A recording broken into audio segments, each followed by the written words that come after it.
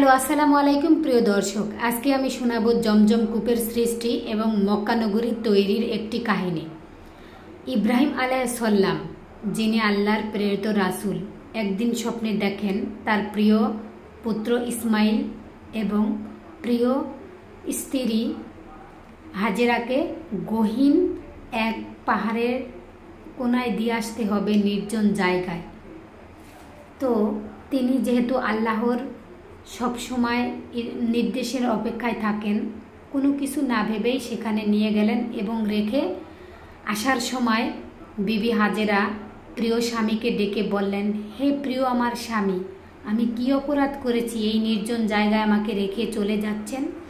তখন ইব্রাহিম আলাইহিসসালাম কোনো কথা না বলেই শাহাদাত আঙ্গুলটা আল্লাহর আসমানের দিকে দিলেন এবং চলে আসলেন ইশারা করে। তখন বুঝতে পারলেন, আর কোনো অবকাশ রাখলেন না যে আমার মহান রাব্বুল আলামিনের হুকুম পালন তো করতেই হবে।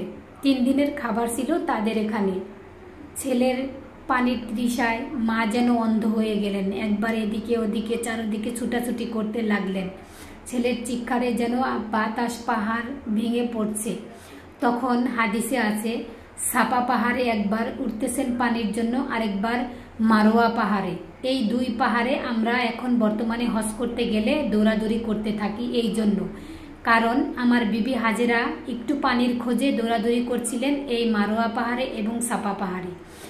তখন ক্লান্তি ভরা পায়ে ব্যথা নিয়ে আল্লাহর সেজদায় লুটে পড়লেন এবং আল্লাহকে পানির জন্য চিৎকার করে বললেন, হে আল্লাহ, তোমার ইশারায় এখানে এসেছি, এখন তুমি আমাদের বসবাসের যোগ্য করে দাও। তখনই হঠাৎ করে একটি শব্দ আসে পানির বলকানির। তাকিয়ে দেখে ইসমাইলের পায়ের গোড়ালির আওয়াজে পানি বের হচ্ছে ওখান থেকে, এতই প্রচণ্ড বেগে। তখন চারপাশে সে পাথর দিয়ে একটি কূপের পরিণত করে। তখন কিছুতেই বাদ বাঁধছে না। তখন বিবি হাজেরা 3 বার জামজাম জামজাম জামজাম বলে শব্দ করছিলেন, মানে থাম থাম থাম পানি, এরকম। সেই থেকেই জমজম কূপ নামে পরিচিত হয়েছে। এর পানি এতটাই সুস্বাদু ছিল যে একবার পান করলে কখনোই খিদা তৃষ্ণা হতো না।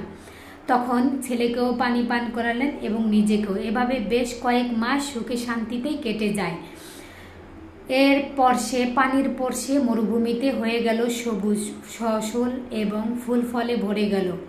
সুন্দর জীবনযাপন করছে মায় ছেলে।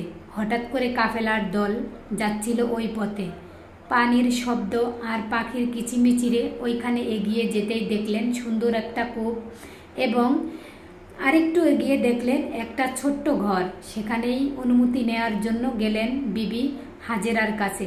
হাজেরাকে বললেন, হ্যালো, কে বেটি তুমি? আমাদের অনুমতি দিবে? আমি এই কূপ থেকে একটু পানি খাবো এবং আমরা এখানে বসবাস করতে চাই, আমরা বসস্থান খুঁজছিলাম। তখন বললে, অবশ্যই। হাজেরা বললেন, অবশ্যই তোমরা বসবাস করতে পারো, কিন্তু কখনোই নিজের দখলে নিও না কূপটা, কারণ এটা আল্লাহ তাআলার দান। এইভাবেই সবাই আস্তে ধীরে এক এক করে জনবসতি হতে থাকলো এবং সেখানে শুরু হলো মক্কা নগরী। সেই মক্কাবাসী নামে পরিচিত হয়। আল্লাহ তাআলা যদি মক্কাবাসীটা এইভাবেই ঠিক তৈরি করেছিলেন। তার কল্পনা ছিল যে মক্কা আমরা যাই। আজকে যদি আল্লাহ তাআলা এইভাবে সৃষ্টি না করত, তাহলে কি আমরা কখনো হজ করতে পারতাম না।